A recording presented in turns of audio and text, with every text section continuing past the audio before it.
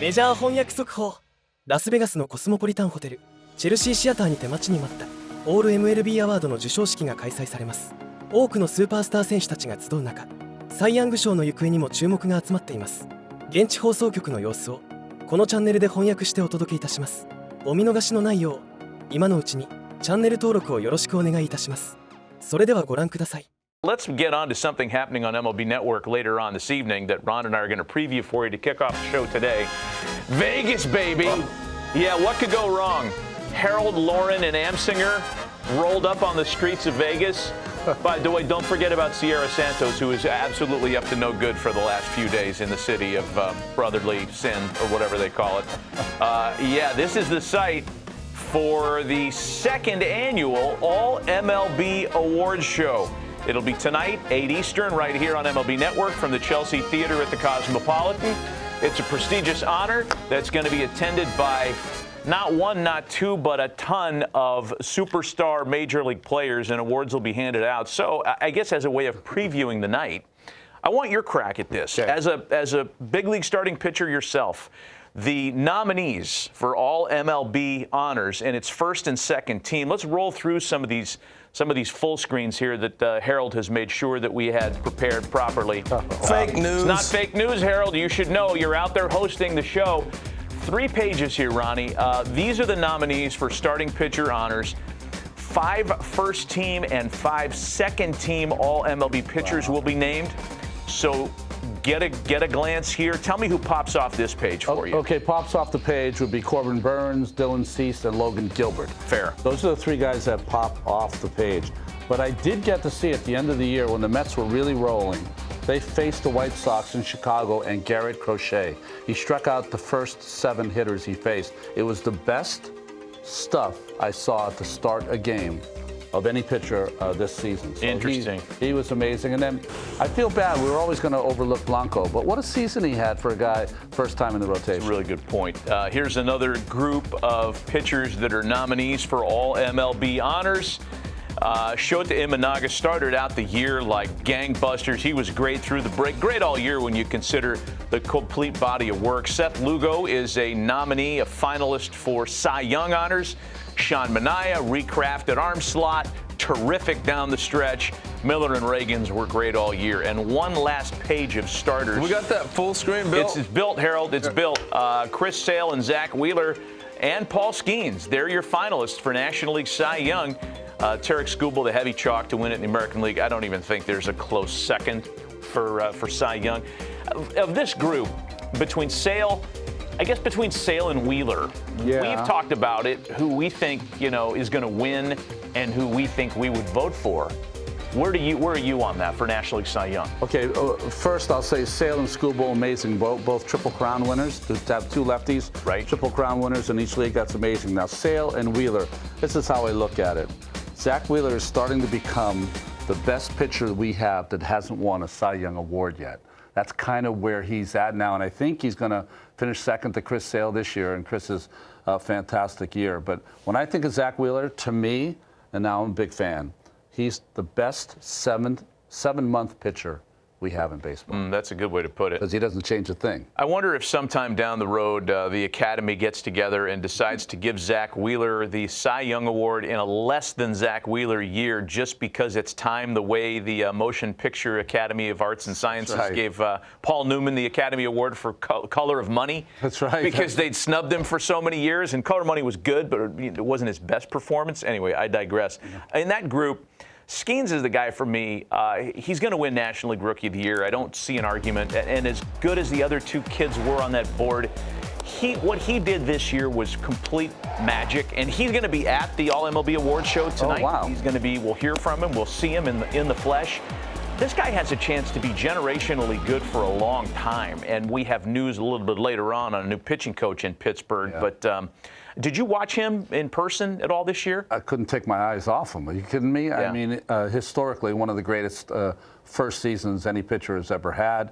I was lucky enough to just chart the games of Dwight Gooden in 1984 when he had his historic rookie year. And I think the most recent, maybe Strasburg, his first year, remember that first start against Pittsburgh when he struck out 14? that was probably the last pitcher that you said to yourself, this is an automatic star in this league for many years to come, and I think Paul's the same. Yeah, I'm with you there. Let's look at the relief pitcher nominees, and it's a shorter group because there aren't as many relief pitcher nominees or awardees in the first and second team for All-MLB. And as we digest this list, you can make a case for all of these guys, of course.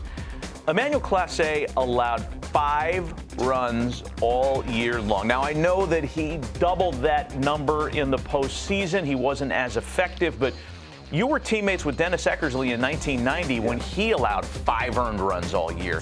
To be witness to a season like that. 5 earned runs all year. I mean, less than 10 walks all season long. The thing about Clase, I think he gave up 1 home run on the season.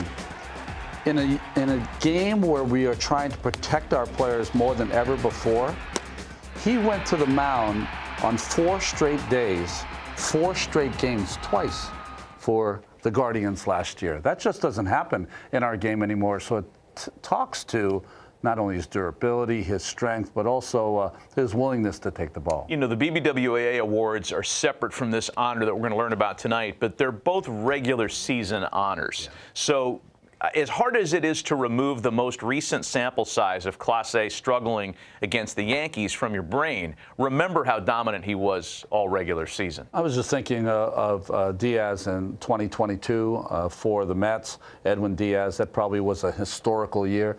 This was the historical year of 2024. Good comp. There's another page of relief pitcher nominees to go through. And on this group, you know, Tanner Scott grabbed everybody's attention, and everybody expects big things from him moving forward for sure. He and Suarez, what a combination. These are not guys that you saw at the end of games exclusively. Maybe the exception here is Kirby Yates, but Matt Strahm was an all-star this year. He was great. We know how important to the Dodger bullpen Alex Vesia was. David Robertson just keeps doing it. This is an interesting list as well. But let's move on to outfielders because there might be more of a discussion here. And there are a few pages here. Jackson Churio's 20 years old.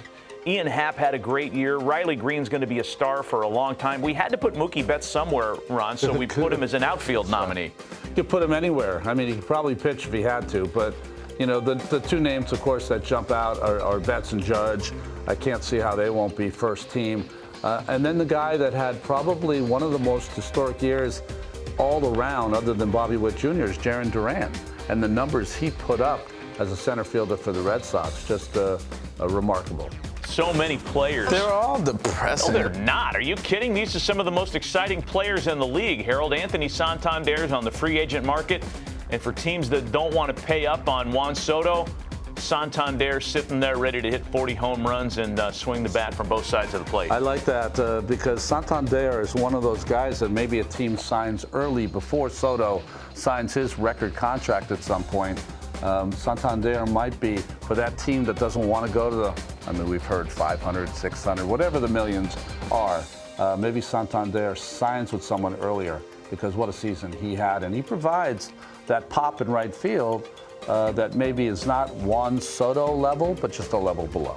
You know, we could do this with every position. And again, the show is tonight at 8 Eastern. The only other position we want to hit, because there are so many talking points here, is first base. I mean, my goodness, we saw how the Kansas City Royals lineup deflated without Vinny Pasquantino. Vlad came on like gangbusters from June 1st on. Very sneaky, great season by Jake Berger.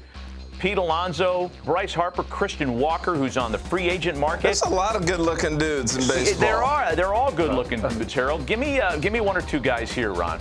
Well, I think, to me, a couple of things stand out. I'm amazed, really. I guess I shouldn't be amazed because he does everything so well. How Bryce Harper took to first base and took to it so easily and plays that position at a very high level while also producing Bryce Harper-type numbers. And I'm with you with Guerrero Jr. I think he has got to the place where he needs to be. I think there was a lot of growing up on the field and off the field. All players need that. He was at the big leagues at a very high level at a very young age. And I think he's at the place now where the next 5-year run in Guerrero Jr. might be fun to watch. So all first and second team All-MLB will be named tonight, 8 Eastern, from the Cosmopolitan Theater, Chelsea Theater at the Cosmopolitan Hotel. It's right here to show the All-MLB Award Show tonight, 8 Eastern. メジャー翻訳速報。今夜の MLB ネットワークでラスベガスのコスモポリタンホテルから特別な授賞式が放送されます。毎年恒例のオール MLB アワードですが、今年は特に豪華な顔ぶれ、サイヤング賞を狙うクリス・セールやザック・ウィーラーなどメジャーリーグを代表するスター選手たちが勢ぞろいするんです。個人的に注目なのはシーズン序盤から素晴らしい投球を見せたギャレット・クロシェ。開幕から7人連続奪三振を記録した時は本当に鳥肌が立ちましたね。番組が今から待ち遠しくて仕方がありません。ではまた次の動画でお会いしましょう。ご視聴ありがとうございました。